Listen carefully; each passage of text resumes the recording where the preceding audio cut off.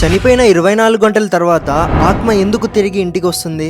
గరుడ పురాణంలో ఏం రాశారంటే, ఒక వ్యక్తి మృత్యువు తర్వాత యమదూతలు ఆత్మని యమలోకానికి తీసుకొని వెళ్తారు, అతను చేసిన కర్మలను చూపేయడానికి. 24 గంటల తర్వాత తిరిగి ఆత్మని ఇంట్లో వదిలేసి వెళ్తారు. 3 రోజుల వరకు ఆత్మ మన ఇంట్లోనే ఉంటుంది. గట్టిగా అరవడం అండ్ అందరిని పిలుస్తూ ఏడుస్తూ ఉంటుంది. బట్ అది మాత్రం ఎవ్వరికి వినబడదు. తన బాడీ అక్కడ ఉంటే తిరిగి ఆ బాడీలో ఎంటర్ అవ్వడానికి ట్రై చేస్తుంది. కానీ యమదూతల ప్రతిబంధనం వల్ల అది చేయలేకపోతుంది. 13 రోజులు చేసే క్రియల వల్ల ఆత్మకి పూర్తిగా యమలోకానికి వెళ్లే అనుమతి అనేది దొరుకుతుంది. ఈ మొత్తం 13 రోజుల పిండదానం అతనికి 1 సంవత్సరానికి సరిపడే భోజనం లాంటిదంట. కానీ కొంతమందికి పిండదానం అనేది అవ్వదు. వాళ్ళని యమదూతలు జబర్దస్తిగా లాక్కొని వెళ్తారంట.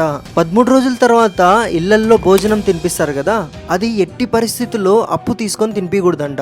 అలా చేస్తే ఆత్మకు శాంతి అనేది దొరకదు. ఇదంతా మన గరుడ పురాణంలో రాసు.